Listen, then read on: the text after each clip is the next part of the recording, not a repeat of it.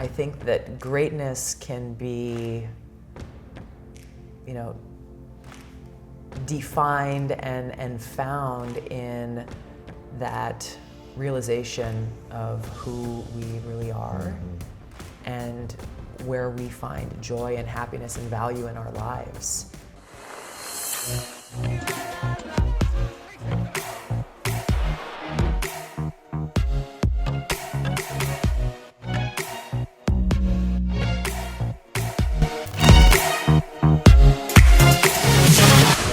Welcome everyone to the School of Greatness podcast. We have Tulsi Gabbard in the house. Good to see you. Aloha. Aloha. Good to see you. We've been trying to do this for a little while. We have been trying to do this. We have a few things in common. I studied abroad at the University of Hawaii. And I lived in Hawaii for 3 months. Way out there. Not really abroad, it's still... You'd be surprised how many people, they're like, oh yeah, we'll go to Hawaii and then we'll go back to America. Right, exactly. Yeah. It feels like a different country concept in some ways, but just because you're on an island. But it was actually the hardest semester I ever had because they were like, if you're going on this abroad trip to Hawaii, we're going to make you work like twice as hard than a normal classroom because we don't want you to feel like it's a vacation. Exactly. So we got up every morning, 6 a.m. and outrigger canoe paddle in the ocean. I don't know if you're a fan of outrigger. I'm not a paddler, but I've done it recreationally for fun, and that's hard work. So hard. So every morning, 6 a.m., that was our PE class. Okay. Outrigger canoe paddling, and it was amazing. Then we would go to all the different islands and stay with local families and learn about the history of Hawaii. We learned Hawaiian language. We learned about the history of Pearl Harbor.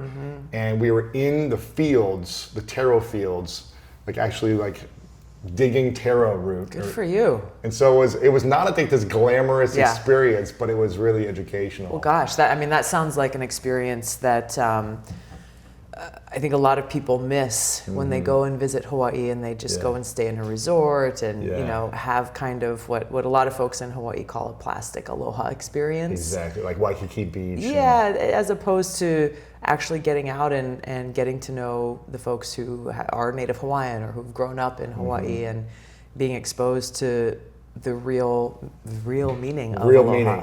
Yeah, the spirit of aloha. Yeah. So that's amazing that you got to have that experience. It was cool. It was a great experience. I'm curious, for those that don't know, you're running for president. What has been the most challenging lesson that you've learned in the last, 6 months to a year while taking on this journey for yourself? I don't know about lesson, but I think one of the things that just continues to be driven home for me, speaking of aloha, is how divided our country is. Yeah.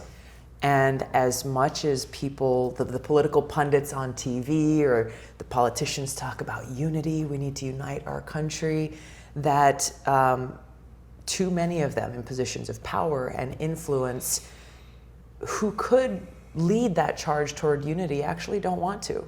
They're part of the problem in tearing people apart, pitting one group of people against the other, whether it be based on, if you voted for Trump, then forget it. You don't get to be a part of the conversation. Or if you are of this tribe or that tribe, or this religion versus that religion, all of the different things that are too often used, that they often use to drive wedges between us. Exactly. So growing up in Hawaii, this is where I go back to with my roots about the kind of leadership that I'm bringing, that we can and we must come together as Americans, drawing on the real meaning of aloha. Aloha is a lot of people say, okay, well, you guys greet each other, say aloha instead of saying hello, and you say aloha when you leave, say hello or goodbye, what is this? Aloha is such a powerful word that really means respect and love. And, the literal translation, alo means to share, and ha is breath of life that exists within every one of us. And this is what allows us to see past all of these kind of superficial labels, race, religion, gender, orientation, all these different things, and to draw inspiration from that seeing each other as children of God, as brothers and sisters. We're all connected. And therefore then, let's work together to solve the challenges that we face, treat each other with respect, actually communicate, and leave all of this hyper-partisanship, divisiveness, identity politics, leave all that stuff behind and actually focus on how we can take care of each other. Yeah, and I love that. You're the person, the candidate that I've researched the most, because I'm really not into the political space at all. Sure. For me, it's like, and people come at me and say, you need to be researching more about everything and be watching the news. I feel like there's just so much garbage that I don't want to ruin my mind. Yeah. And I don't want to feel like crap all day because I'm watching chaos happen. Yeah. But there's something that has drawn me to you and your, I don't know if it's your personality or your leadership style, because you seem like the most grounded person. Now, I haven't researched everyone and I haven't watched everyone's videos all the time, but you seem very calm and grounded under attack or under stress or what could be stressful. Yeah. And you speak with intentional words. You don't just say the first thing off the top of your mind. Now, again, I haven't watched everything, so who knows what you're actually doing, but I feel like for the most part, you're super grounded and you come from a place of love and bringing people together, which I think is really powerful, like you said there. And I watched a clip from The View where, I can't remember who it was, that said, why do you go on this station and why do you talk to this network and why do you talk to this person who is negative or whatever they said? Yeah. And I loved your response because I feel like most people aren't doing that. You talked about you want to connect with everyone, whether they believe in the same things as you do or not, because that's how we come together, right? That's exactly right. And that's what I feel like I try to do. I get ridiculed for interviewing someone, and I'm like, I want to learn from people. Just because they have a different belief doesn't mean we shouldn't talk. That's what separates us when we don't talk, That's exactly right. When we're afraid to sit across the table from somebody who may have a different background, a different experience, a different story, different ideas, we may end up disagreeing at the end of it. But when you think about the freedoms and principles that our country was founded upon, those freedoms are what encourage this kind of dialogue and debate and discourse in our country. Freedom of speech, freedom to protest, freedom to assemble peacefully, and freedom of the press. All of these things, I think, are too often forgotten. When you ask people, about the Constitution, about the Bill of Rights, most people don't really even know what they are or how they apply to us. And instead, we have like this cancel culture where people who say things that may be controversial or different or not in the quote unquote mainstream, it's delete your account, you're canceled, go away, shut up, be silenced. And that to me goes against the very core foundation of what it means to be an American and the kind of culture that I feel like, was always encouraged growing up. Who was the most influential person in your life growing up then? The greatest influence and inspiration for me really comes from God. Deeply personal relationship with God in my heart, with me everywhere I go, and that inspiration, that strength, that courage, and that shelter for me has been there. What individual has influenced you the most? I think it started with my parents. Okay. I'm grateful to have drawn inspiration, insight from different yoga gurus and spiritual teachers, but really it started with my parents, my mom and dad, who from a very young age, 5 kids in our family. Dad's Catholic, he went to the seminary for a while. Mom is a practicing Hindu, and they taught us, I think, the meaning of real religion, that it's not about choosing one church or temple or synagogue over another. It's about real religion is love for God. And what better way to be pleasing to God, to make God happy, than to dedicate your life into serving God's children, protecting our planet. Yeah. So, for us as kids, maybe it was a little bit of a different experience growing up than some other folks, but we read teachings of Jesus Christ, the New Testament, just alongside reading Lord Krishna's teachings to Arjuna in the Bhagavad Gita, going to Mass and also having fun playing music and having kirtan, chanting and singing God's names at home. And that's that laid the foundation for the motivation in my life. Why I do everything that I do, where I draw my strength from, that even in spite of, there's a lot of stress, there's challenges, there's barriers and obstacles, but I am not swayed or detracted from this mission of service because of this strong foundation and faith in God's unconditional love. What has been the situation or experience in your life that has questioned your faith the most? Because you went off to war, you've seen probably a lot of crazy things, you're in the political space, all the stuff growing up that you dealt with.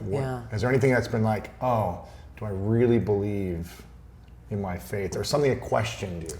Yeah, I wouldn't use the word question, but I think that the teachings from these different scriptures that I had grown up learning became very, very real when I was deployed to Iraq. Right, because now you had to practice. Exactly. You had to apply what you learned. It's not just like, okay, well, I'll read this verse, or I'm repeating these different mantras, these different names of God. But when you're in this place where every single day, any day could be your last, literally. Our first deployment was to Iraq. It was 2005. We got there very early in January in 2005. Our camp was about 40 miles north of Baghdad, within what they called them the Sunni triangles. It was during the height of the war. And within the first couple of days of being in this camp and walking around, getting figure out where everything's at. And there was a sign at one of the gates, that the main gates that all of our security convoys went in and out of every single day. I don't know who put it up, but it struck me the first day and every day that I saw it. In big block letters, it read, "Is today the day?" No way. Yeah. Like for you to die? Is today the day? Just that everyday reminder that, yes, this day could be your last. And then to working in a field medical unit, to see and experience that in the terribly high human cost of war. I'll never forget the very first person from our unit from Hawaii who was killed in combat, blown up by an IED. And, there were unfortunately many more that we lost. There were unfortunately many more who were injured, coming home with visible and invisible wounds. But every day, really, for me, being put in a position to make that choice of where will I find my shelter? Where can I find that internal peace and strength to not live in fear of death, but to challenge myself to make the most of every single moment that I've been blessed with life, to make the most impact, to do my best, to be pleasing to God every single day, and to really to be of service to others. And there were many moments during that deployment where those challenges came, and I went back to the words of Krishna to Arjuna in the Bhagavad Gita about how our body can be destroyed, but that we are eternal. As the soul, as the spirit soul within, we are eternal. Yeah. And would that bring you peace and comfort? Absolutely, absolutely. Through both of those deployments, through different challenging times in my life, I found great comfort. I found great comfort in knowing that truth, and knowing the eternality of the soul, and that no matter what happens, I will always find peace and shelter in God's love. That's amazing. And when you were growing up in Hawaii, did you believe that your life you had a greater calling and a greater mission later in your life? Did you always know, or did you feel like, why am I here? What's my purpose as a kid growing up? trying to figure out your way like most people, or did you always think to yourself like, I'm here to do something greater in the world? I experienced from a young age that I was just happiest, when I was doing things for other people. You're a giver. Yeah, exactly. And as a kid, it started out with small things like, we love the ocean, grew up, spending time surfing, bodyboarding, playing in the water. And so it was just like, hey, calling my friends, let's go and like pick up the trash off the beach on a Saturday morning, stuff like that seemed very, very small, but made me happy in knowing like, wow, we've made a little bit of a difference for our planet, for everybody else who comes out and enjoys and appreciates the ocean. And that grew into doing other things. I formed an environmental nonprofit as a teenager, really concerned about the protection of water. With your dad, right? With my dad. Yeah. And I had more fun than I expected to have. Really? I was trying to think about, okay, well, we're going out and cleaning the beach every weekend. Like, how do we make it so people actually stop throwing trash on the beach? Sure. So that you're not just cleaning up the mess all the time. Yeah. Exactly. So we created this program to take to elementary school kids across the state of Hawaii. I got one of my friends to help me write like a fun like comic book, coloring book kind of thing called The Adventures of Water Woman, and wrote a little skit about a day in the life of Water Woman and Oily Al. Oh, that's cool. Yeah, so I was Water Woman, naturally. Yeah. And it was just so much fun taking this fun little skit to these kids, second, third, fourth graders sitting there like looking up what's going on, and just teaching these very basic lessons like, hey, when you're eating your snacks and you're going, your parents picked you up from school, you throw them out the wrapper out the window of the car, like this ends up at the beach that you go and have fun and play in every weekend, and starting to just get these kids to think about, well, when you take this action, there is a consequence that has potentially a positive or negative impact on you, your family, your home, your playground. And it was so amazing to see the light bulb go off in these kids' eyes, where you saw like, oh yeah, Uncle so-and-so does this, or, like they're actually starting to connect the dots. Yeah. And so, it was experiences like that made me know for sure that I wanted to continue to find ways to do that. I knew that I was going to pursue a path of service in my life. I didn't know exactly how. I certainly never thought it would take the path of politics, but here we are. There you go. Did you always think you were a confident person or poised and graceful as a teen or young child growing up, or did you doubt yourself ever? Yeah, for sure. In what situations were you doubting yourself, in school or with your friends, or just your place in the world? What was the thing you were doubting the most? I was extremely shy growing up, like debilitatingly shy sometimes. Yes. I was very, very comfortable with it. I was a tomboy. I really didn't care much about what other people thought of me. I would go play with my friends. We did martial arts and go surfing. I was very happy if I could just like have my nose in a book or do my thing. I didn't really feel the need to get outside of my little bubble much. My little sister was the absolute opposite. Okay. Yeah.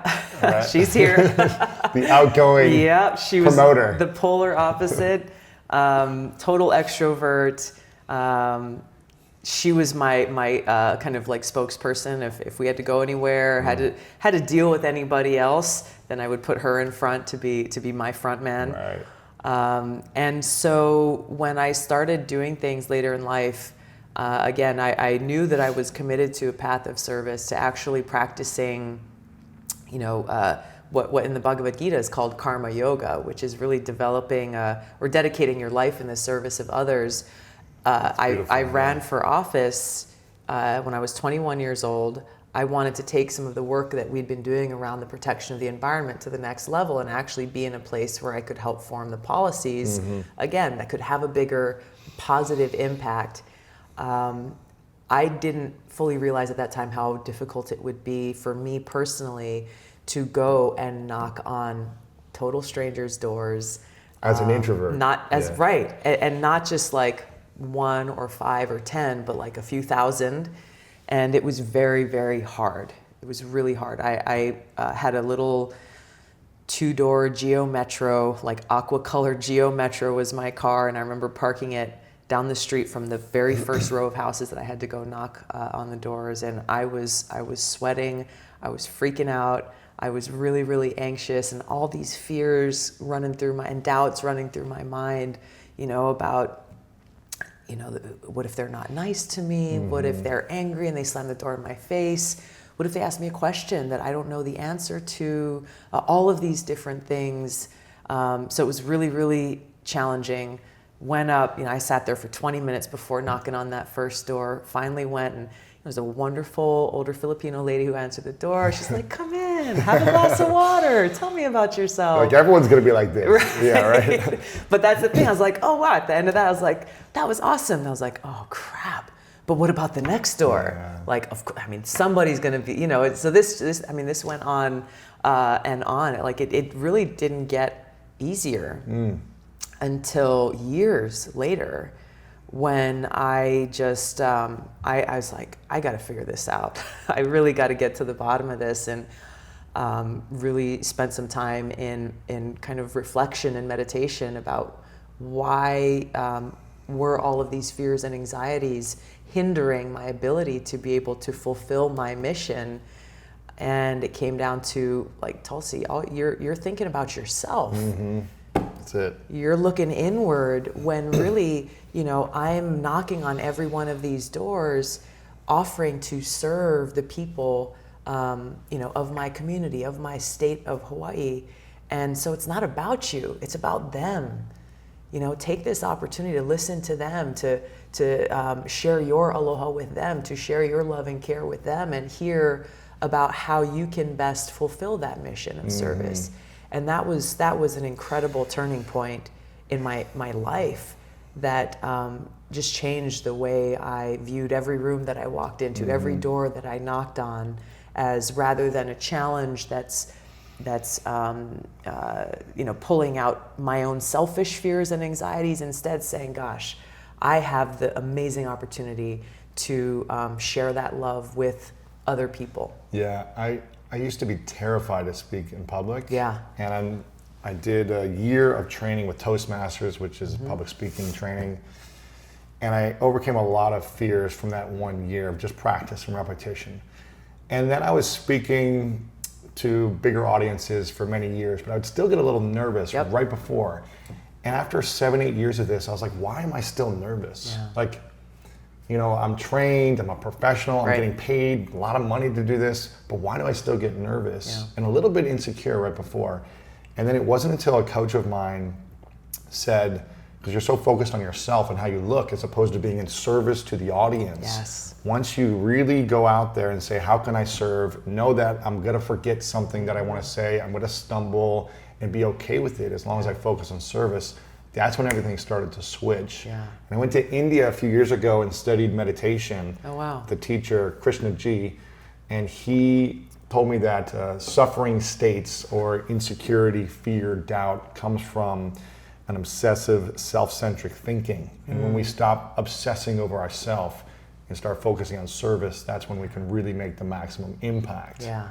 And so I'm so glad that you're trained really in that true. belief as well. Absolutely. Because I can only imagine the amount of pressure one would have in your position if you're always focused on, how do I look? Oh. Am I saying the right thing? Exactly. Who's coming at me now? Yeah. What are they judging me for now? Because in all of those, like, that state of mind, it's up here rather than here. And, people can tell, when we're doing the things that we're trying to do, really we're trying to connect with people's hearts to be able to spur the kind of positive change that we want to see. And, whether it's in my field of politics or the work that you're doing. But like you said, if it's just up here and it's all like, what about me? What I'm saying, this, and I can relate on so many levels to what you're talking about. Then we lose that opportunity to have those really, really amazing connections. Yeah. So how do you prepare yourself before a debate or a town hall or an interview where you might be under an attack, an emotional attack or a judgment attack or critical in some ways. How do you prepare right before you go in? And how do you make sure you don't react, but instead you respond from a place of more loving, peaceful, non-reactive communication? That's so important. Just that reactive thing, it's something that you know, I have found myself in, you know. Reacting? Yeah. Really? It's so hard. Unfortunately, I mean, this is I think a constant effort just to consciously not be in that place of reaction when you know, maybe you're in a little bit of an adversarial debate or whatever, but just to stay focused on, you know, what am I here for? What am I trying to accomplish? Who am I actually speaking to? What's the message that I'm trying to deliver? So for me, just on a day-to-day basis, because every day is a town hall or it's interviews or, you know, upcoming debates, you know, every morning and every night I spend time in my yoga meditation practice, as well as yoga asanas that keep me grounded, that keep me very focused. Take that time, whether it's in the middle of the day or while I'm sitting in the car in traffic, just to be in that place of focusing on God and that place of meditation, finding that solitude whenever and wherever possible, so that when I'm preparing for these things, whether it's a town hall or an interview or whatever, of course, I'm going to go through my notes. I'm going to think about what is it that I really want to be able to communicate to people, but then at a certain point, just setting it aside and just saying, all right, like, I know what I want to say, really. I got practiced, this. you've rehearsed, yeah, exactly. And then just staying centered in my heart and in God, and then taking it from there. How do you? Because that's what gets us away from thinking about all of like the stuff, the literal stuff, kind of the cerebral things, and then just getting grounded and centered right here where it matters most. Yeah. How do you navigate the game of playing politics or not playing the game of politics, and also navigate this peaceful, loving state of being? Because it seems like two different not games, but ways of being. Yeah. Where it's like you want to come from a place of service, you want to come from a place of love, of bridging the gaps, of bringing people together, of you know, the benefit of all. I'm assuming, right? Yeah, you want everyone to win. Yeah. And sometimes you got to make tough decisions, and you're going to upset people, but you're coming from a place of let's come together. Yeah. Versus the game of politics, which seems like it's the complete opposite, where everyone has an agenda, everyone has their point of view, and there's no collaboration. It's me versus the other opponents. It's war, essentially. How do you not play the game, but it seems like everyone has to play a little bit of the game? It's changing the rules. It's changing the way that we operate in this political environment. I think one thing that's important to point out that should be obvious, but maybe isn't sometimes, is that coming from a place of love does not equate weakness. Right. It does not equate, you know, kind of laying down and letting everybody walk all over you. It is actually the most powerful force of all. That in politics or in any field, that when we're coming from a place of love, it inspires us to stand up and to speak the truth, to speak that truth to power, to challenge these authorities, these people who are in positions of power who are abusing that power for their own selfish interests, rather than actually using it for the betterment of humanity and for peace. Yeah. And so in that sense, there is no conflict. It actually is fighting these battles in the political realm, challenging the establishment, the powers that be, is coming from that place of love and of truth, which is where it should be, and which is really how we bring about the change that we want to see. It's what inspires us to be able to, it's what inspires me to be able to build relationships with people who may come from the other political party, or who I may have really strong disagreements on different issues. And we'll have some fierce debates, but it allows us to disagree without being disagreeable, maintain that respect for each other, and focus, all right, well, we may disagree on 9 out of 10, but on that one issue, we are on the same page. Let's go after it. Let's introduce legislation. Let's build a coalition of support that crosses all of these different lines that are dividing us, so that we can actually accomplish that mission of solving problems, delivering results, actually helping and serving people. So I just, the hyper-partisanship that we see within Washington, and that we see unfortunately reflected in different parts of the country, is what is the problem. And by coming from a place of service and love for the people of this country, love for our country, and appreciation for our Constitution, our freedoms, is where we find the answer on how we fix this systemic problem that exists within our government and within our country. What do you think is the thing you need to work on the most, internally, emotionally, personally, to help you get to the next level individually, whether it's politics or not, just as a human being? Where do you feel like you need to grow the most to help you evolve? That's a deep question. Look, every day is an opportunity to grow and to go deeper, and to continue what in my life is a process, is a spiritual practice of not being distracted by the noise or other things that are happening, but every day doing my very best to find that shelter and strength and inspiration and love for God, which inspires me to take action, not for myself, but for others. And I mean, really, that's what it comes down to. Really, that's the foundation, that's the focus. And if I get away from that, then it's not good. Not good for me, not good for what I'm trying to do. I had asked Marianne Williamson about, I asked her, do you believe you can become the president without having a marriage or an intimate partnership? That's a support system in a relationship. Interesting. And she said it would be very challenging. Wow. She was like, because she's not married, she doesn't have a partnership that I'm aware of now, but she said it would be very challenging to do it alone. How important is your marriage and partnership in all the chaos that is happening around you? How supportive is that?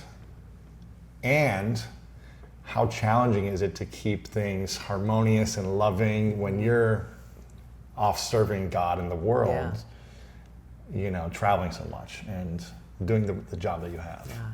I am really grateful to have such an incredible partner in my life. Abraham and I got married, I think April makes 5 years, and he's a cinematographer, and he's incredibly supportive of this decision that I've made, this path that I've chosen for my life. And he comes from the same motivation, completely not involved with politics, doesn't love politics. He really doesn't like Washington, D.C., prefers to be in Hawaii.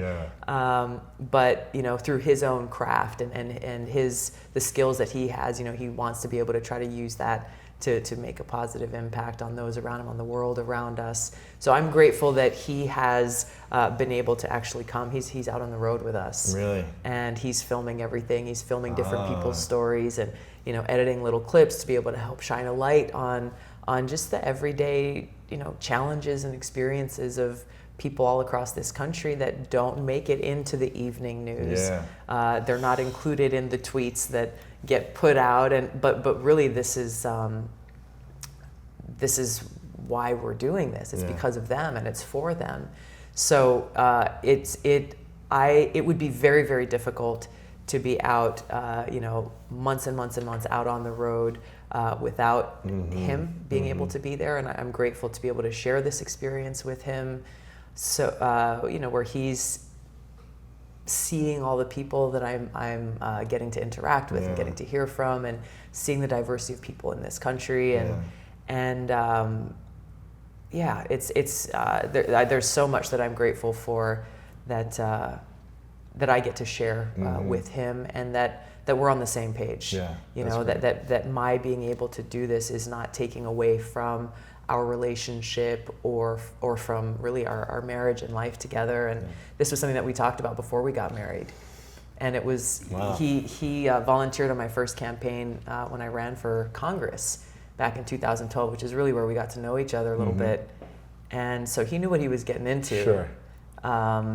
And was very thoughtful about it before, I'm sure. before he made that choice. Absolutely. Because you're signing up for a different type of lifestyle that's completely not traditional. Right, which means, you know, like I'm not at home cooking dinner every night, and you know, we're I promised him, I said, I don't know where this path will take us, but I can promise you it's not going to be boring. It's going to be interesting. Every day it's going to be unique.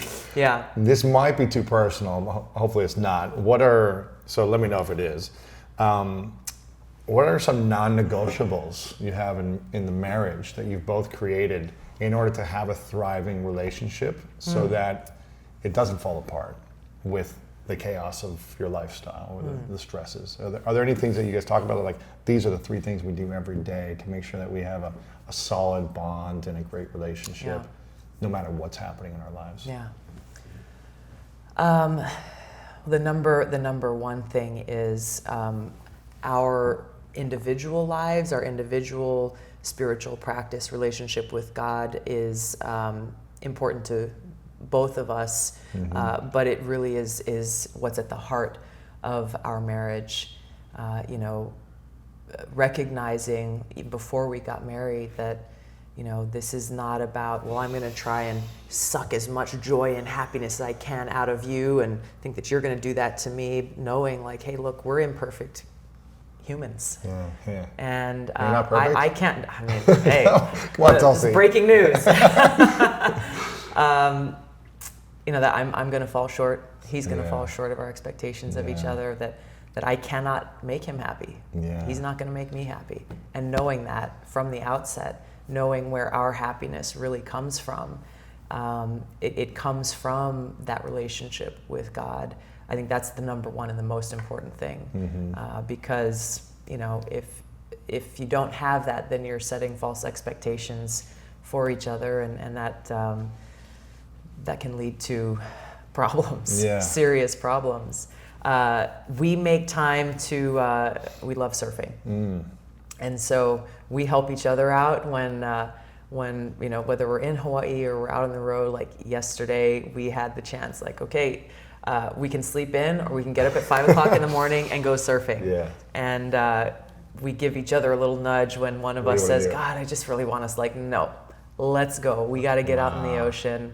Staying connected to Mother Earth and nature is really important for both of us to like 2 things. One is just to get the benefit of that connection, but just to have fun. Like, let's leave, together. Like, leave the cell phones, leave all the other stuff at home or on the beach, and just go have fun. I've taken a couple of trips to Hawaii in the last few years where I left my cell phone here in LA and computer. And intentionally? Intentionally. Wow. And it was the greatest decision ever to just leave the phone and devices at home and go old school, have to like write out on a map and stop at the gas station and ask for directions and just be connected to the earth. Hawaii is the most beautiful place to do that for me. It really is. Have you connected with Bethany Hamilton in Hawaii? You know, just briefly. I haven't gotten to know her very well. We've kind of crossed paths only briefly, but she'd be great to go surfing with. What sometime. An incredible, amazing. Yeah, we had her on. She was great. What does it mean to have service above self for you? Because it seems like a lot of people are in it for themselves, to be more powerful, to be the leader, to have their ego stroked. But it seems like, again, just from my observation, that you really mean service above self. It's having that be the driver behind making the decisions that I've made just in my own personal life, and being the focus in leadership on the decisions that are made, on the policies that I'm promoting, on building coalitions and bringing people together to actually solve problems. Because when the motivation is based on service, putting the well-being of others and their interests, the interests of our country ahead of your own, that's what creates these opportunities to overcome barriers and obstacles that may not seem possible to get across or over otherwise. So, there's very practical implications of this in my work in Washington.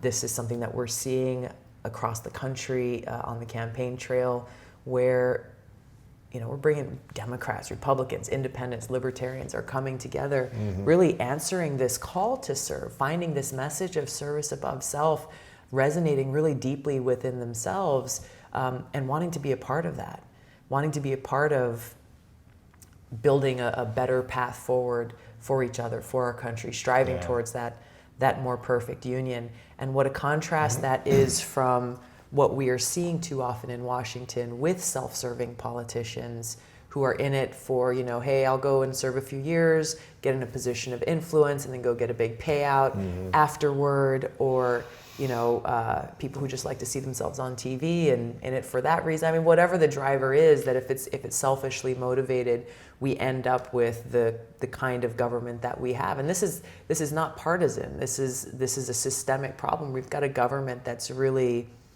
ruled and influenced by the very few and the richest and most powerful people making decisions that help them maintain that power and influence to the detriment of the people, to the detriment of our society. So I think that contrast there is very stark, and it gets to the heart of what kind of leadership our country needs, and how, some people think like servant leadership is kind of an oxymoron concept, right? But really, when you think about the most effective, amazing leaders that I've found inspiring through my life, both in politics and in the military and just in life itself, are people who are not thinking about themselves or not just being driven by their bottom line. Even leaders in business who are very successful see that as a responsibility to say, okay, I'm going to take care of, my team, my employees, make sure that I'm providing the service to them as their boss or their leader that they deserve,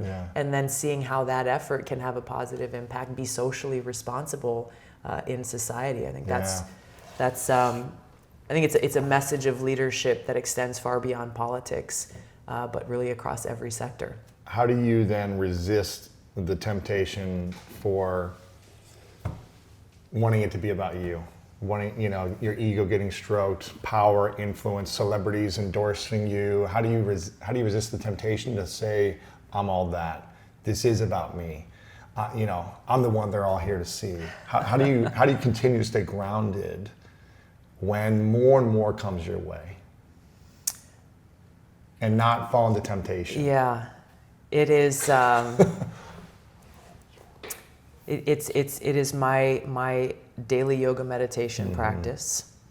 It is consciously choosing to surround myself with people who are motivated by the same things as I am and who keep it real for me. Yeah, give you honest feedback. Oh, yes. Hey, you're a little too much there, or Yeah, to put it kindly. Which I think is so important. I've been around enough people who surround themselves with sycophants or yes people who are just like, oh, you're amazing. And a person on my staff, somebody who's been with me since I was first running for the State House back in 2002, she's just a kind and wonderful person. And like, I'll ask her like, okay, what did you think about that speech I gave her, that interview? She's like, oh my gosh, you're amazing. Like, no, give me feedback. Give me she's like, but I thought you were. It's like, no, that's not what I'm looking for.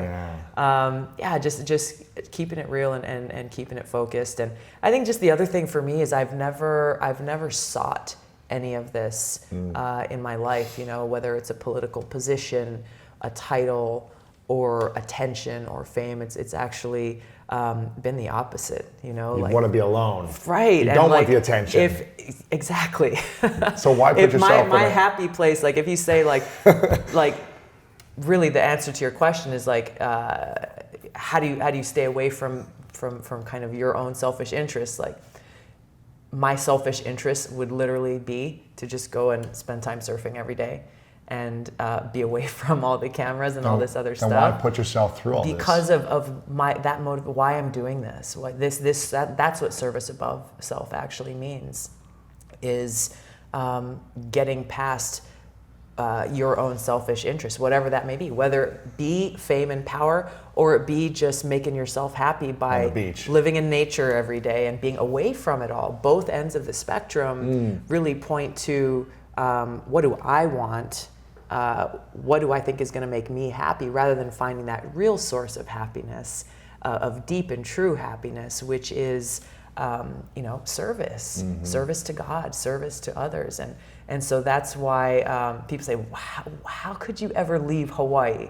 Like, who is so crazy to do that? Yeah. That is the reason why. Because there's a bigger calling, a bigger mission inside of you, as opposed to, I could live an amazing life here in Hawaii and spend time with nature and friends and family and have poi every single day, right? Exactly. And live a great life. Yeah.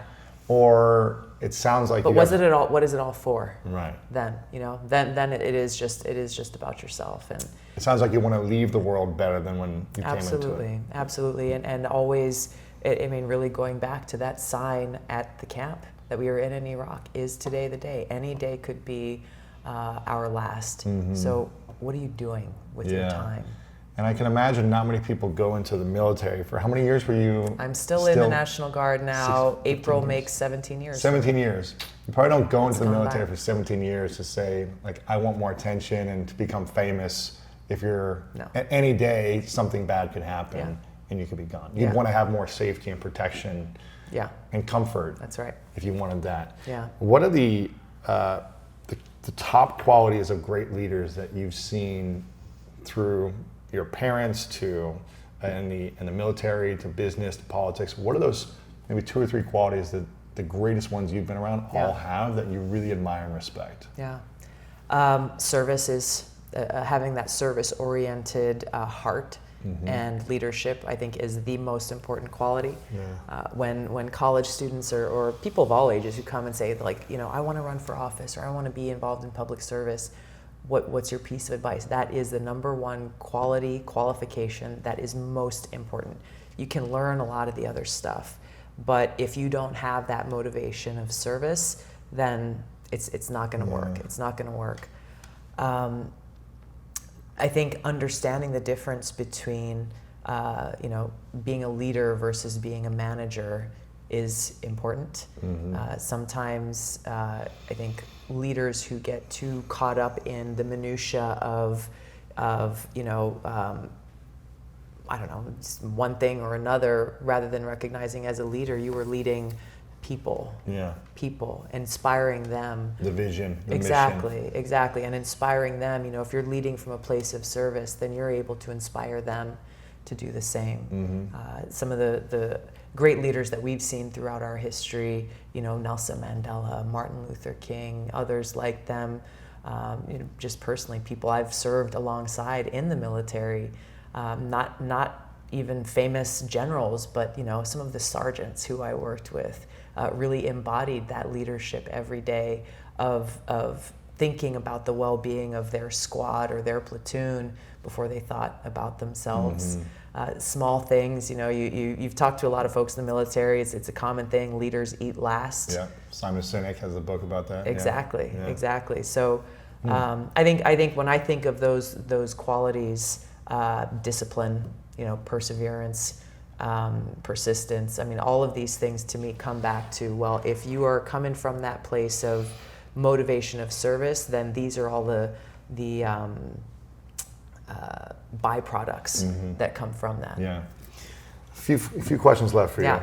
We'll have to do this again because I have many more questions I want to ask. What do you think is your greatest fear and your biggest superpower? My biggest fear is living in a world where I have lost my way, and fallen into the darkness that exists when you live a life without God, without that relationship with God.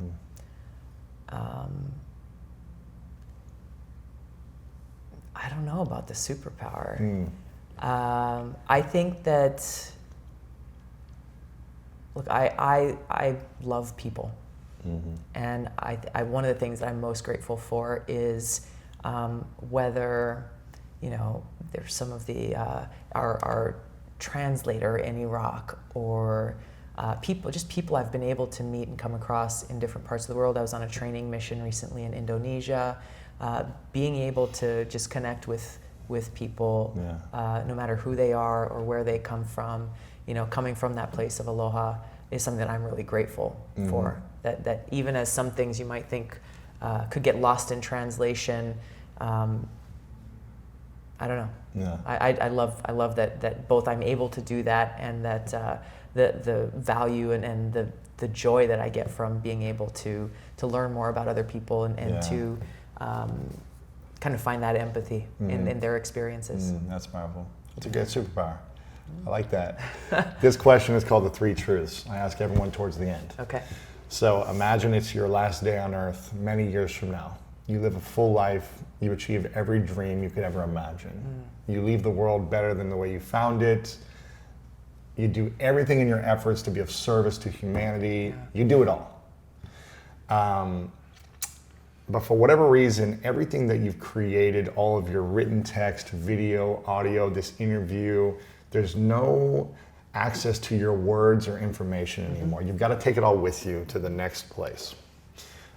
But you get to leave behind 3 things you know to be true. That this is all you would be able to leave behind to the rest of us. 3 lessons or 3 things you know to be true that you would share with the world. What would you say are those 3 truths for you?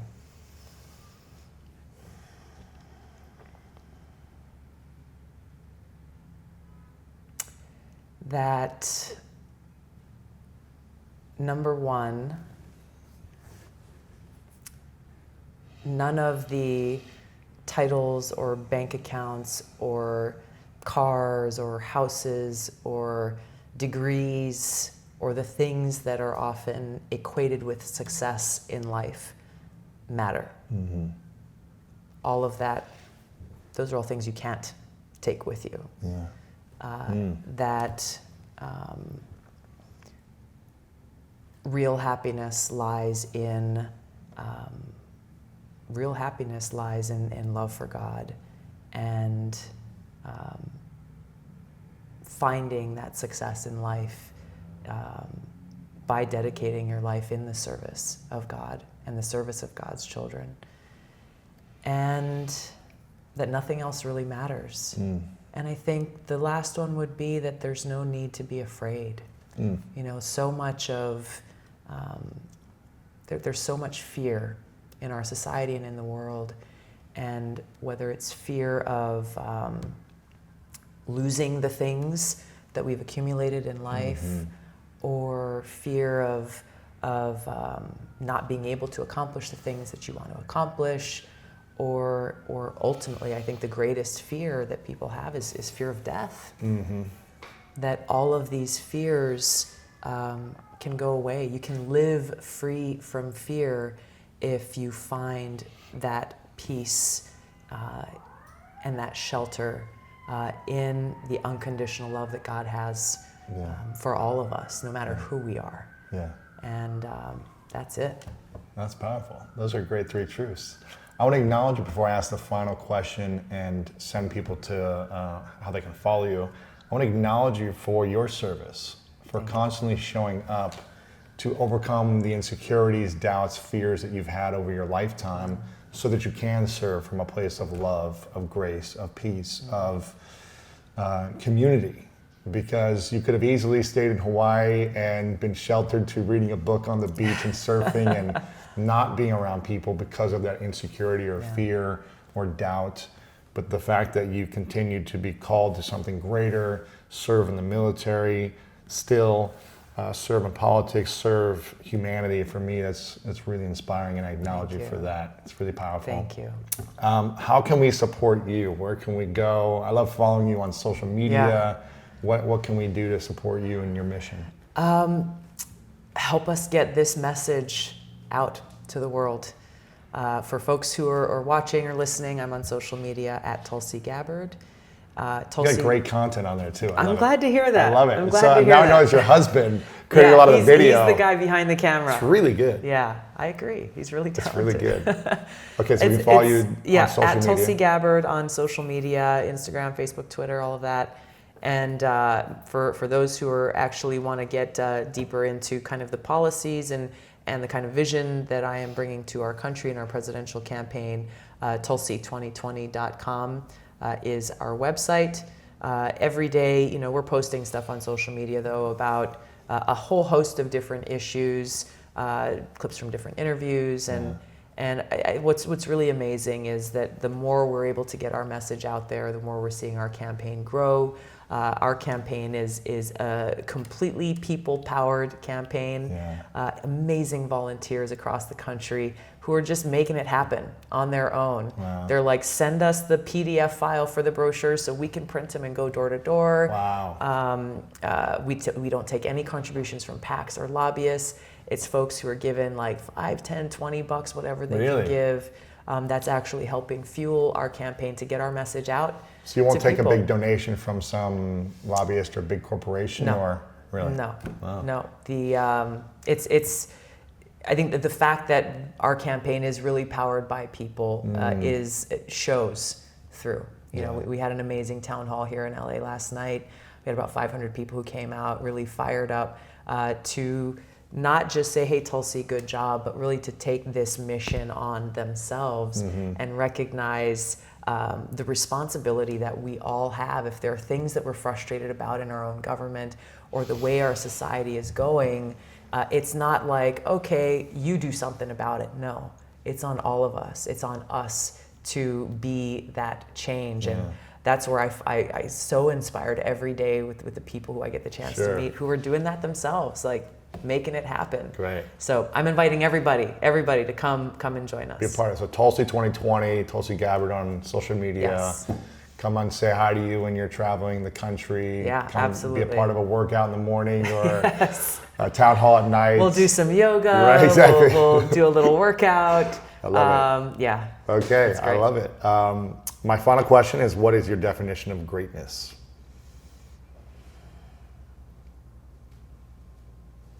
You ask the toughest questions, Louis. This is the hardest interview I've ever done. No. It's a really good question. I think that greatness can be, defined and found in that realization of who we really are and where we find joy and happiness and value in our lives.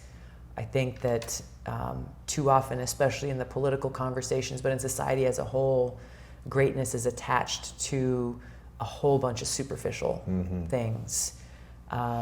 People are living to work rather than thinking about, okay, I've got limited time on this planet. What do I actually want to do with my life?